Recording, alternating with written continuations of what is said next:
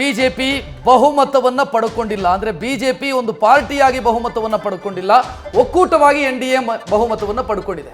ಕಾಂಗ್ರೆಸ್ 96 ಕ್ಷೇತ್ರದಲ್ಲಿ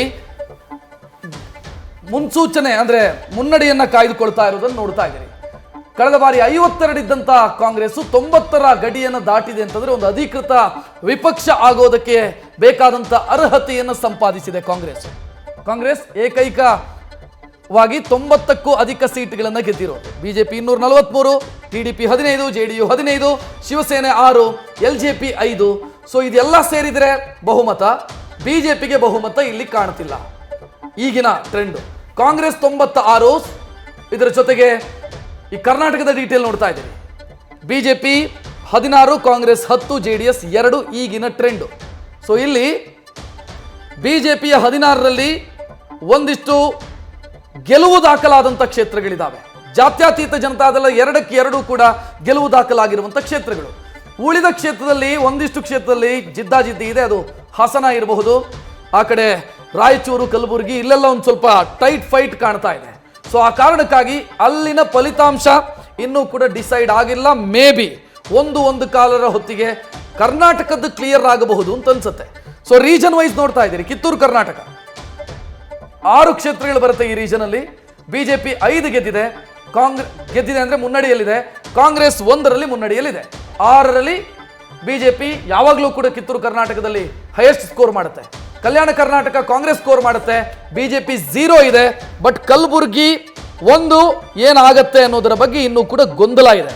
ಕಾರಣ ಅಲ್ಲೊಂದೇನೋ ಬಹಳ ಟಗ್ ಆಫ್ ವಾರ್, ಬಹಳ ಫೈಟು ನಡೀತಾ ಇದೆ ಕಲಬುರಗಿ ಲೋಕಸಭಾ ಕ್ಷೇತ್ರದಲ್ಲಿ. ಉಮೇಶ್ ಜಾಧವ್ ಏನಾದರೂ ಗೆದ್ರೆ ಕಾಂಗ್ರೆಸ್ 4 ಆಗುತ್ತೆ, ಅಲ್ಲಿ 1 ಆಗುತ್ತೆ. ಮಧ್ಯ ಕರ್ನಾಟಕ ಬಿಜೆಪಿ 2, ಕಾಂಗ್ರೆಸ್ 1. ಸೊ ಈ ರೀಜನ್ ನಲ್ಲಿ ಶಿವಮೊಗ್ಗ ಮತ್ತು ಚಿತ್ರದುರ್ಗದಲ್ಲಿ ಮುನ್ನಡೆಯಲ್ಲಿರೋದು. ಇನ್ನು ಕರಾವಳಿ ಕರ್ನಾಟಕ 3ಕ್ಕೆ 3, ಉತ್ತರ ಕನ್ನಡ, ದಕ್ಷಿಣ ಕನ್ನಡ, ಉಡುಪಿ, ಈ 3ಕ್ಕೆ 3 ಕೂಡ ಬಿಜೆಪಿ ಗೆಲ್ಲೋ ಹಂತದಲ್ಲಿದೆ. ಅಂದ್ರೆ ಮುನ್ನಡೆಯನ್ನ ನೋಡ್ತಾ ಇದ್ರೆ ಆಲ್ಮೋಸ್ಟ್ ಗೆಲುವು ಫಿಕ್ಸ್. ಅದರಲ್ಲಿ ಉತ್ತರ ಕನ್ನಡ ಅಂತೂ ಡಿಕ್ಲೇರು. ದಕ್ಷಿಣ ಕನ್ನಡದಲ್ಲೂ ಕೂಡ ನಂಬರ್ಸು ಬಹಳ ವ್ಯತ್ಯಾಸ ಇದೆ. ಅಂದ್ರೆ ಮುನ್ನಡೆಯಲ್ಲಿ ಬಹಳ ವ್ಯತ್ಯಾಸ ಇದೆ. ಬ್ರಿಜೇಶ್ ಚೌಟಾಗೂ ಪದ್ಮರಾಜ್ ಅವರಿಗೂ ಬಹಳ ವ್ಯತ್ಯಾಸ ಇದೆ. ಆ ಕಾರಣಕ್ಕಾಗಿ ಬ್ರಿಜೇಶ್ ಚೌಟಾ ಕೂಡ ಗೆಲ್ಲುವಂತ ಸಾಧ್ಯತೆ ದಟ್ಟ.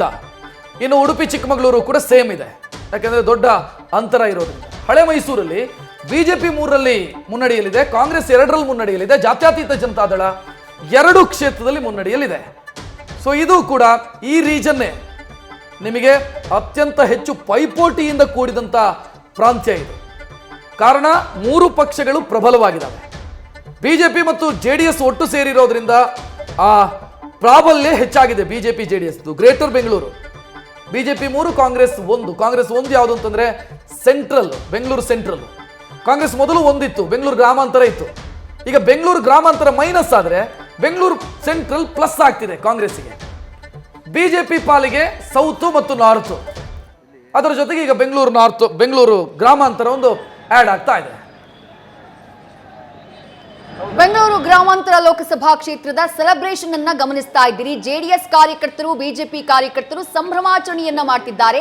ರಾಮನಗರದಲ್ಲಿ ಅಭ್ಯರ್ಥಿ ಡಾಕ್ಟರ್ CN ಮಂಜುನಾಥ್ ಗೆಲುವಿನತ್ತ ದಾಪುಗಾಲಿಡ್ತಾ ಇದ್ದ ಹಾಗೆ, ಅಂತರ ಬಹಳ ದೊಡ್ಡ ಅಂತರದಿಂದ ಗೆಲ್ತಾ ಇದ್ದ ಹಾಗೆ ಸಂಭ್ರಮಾಚರಣೆ ಕಾಣಿಸ್ತಾ ಇದೆ. ರೈಟ್, ಮಂಡ್ಯದ ದೃಶ್ಯವನ್ನ ಗಮನಿಸ್ತಾ ಇದ್ದೀರಿ. ಮಂಡ್ಯದಲ್ಲಿ ಬಹಳ ದೊಡ್ಡ ಅಂತರದಿಂದ ಗೆಲುವನ್ನ ದಾಖಲು ಮಾಡಿದ್ದಾರೆ ಮಾಜಿ CM HD ಕುಮಾರಸ್ವಾಮಿ.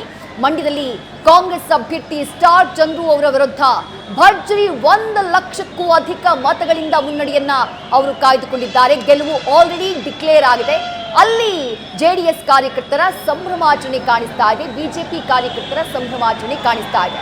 ಕಳೆದ ಲೋಕಸಭಾ ಚುನಾವಣೆಯಲ್ಲಿ ತಮ್ಮ ಪುತ್ರನನ್ನ ಕಣಕ್ಕಿಳಿಸಿದ್ರೂ ಕೂಡ ಸೋಲನ್ನ ಅನುಭವಿಸಬೇಕಾಯಿತು ಜೆಡಿಎಸ್. ಕಳೆದ ವಿಧಾನಸಭಾ ಚುನಾವಣೆಯಲ್ಲಿ ಮಂಡ್ಯದ 7 ವಿಧಾನಸಭಾ ಕ್ಷೇತ್ರಗಳಲ್ಲಿ ಜೆಡಿಎಸ್ ಗೆದ್ದಿದ್ದು ಕೇವಲ 1 ಕ್ಷೇತ್ರವನ್ನ ಮಾತ್ರ. ಈಗ ಕುಮಾರಸ್ವಾಮಿಯವರು ಆ ಕ್ಷೇತ್ರದಲ್ಲಿ ಗೆಲ್ಲುವ ಮೂಲಕ ಮತ್ತೊಮ್ಮೆ ಮಂಡ್ಯದಲ್ಲಿ ಹಿಡಿತವನ್ನ ಸಾಧಿಸುವುದಕ್ಕೆ ಮುಂದಾಗಿದ್ದಾರೆ. ಬೆಳಗಾವಿಯ ದೃಶ್ಯವನ್ನ ಗಮನಿಸ್ತಾ ಇದ್ದೀರಿ. ಬೆಳಗಾವಿಯಲ್ಲಿ ಜಗದೀಶ್ ಶೆಟ್ಟರ್ ಗೆಲುವನ್ನ ದಾಖಲು ಮಾಡಿದ್ದಾರೆ ಭರ್ಜರಿ ಅಂತರದಿಂದ. ಲಕ್ಷ್ಮೀ ಹೆಬ್ಬಾಳ್ಕರ್ ಪುತ್ರ ಮೃಣಾಲ್ ಹೆಬ್ಬಾಳ್ಕರ್ ಅವರ ವಿರುದ್ಧ ಸಂಭ್ರಮಾಚರಣೆ ಕಾಣಿಸ್ತಾ ಇದೆ.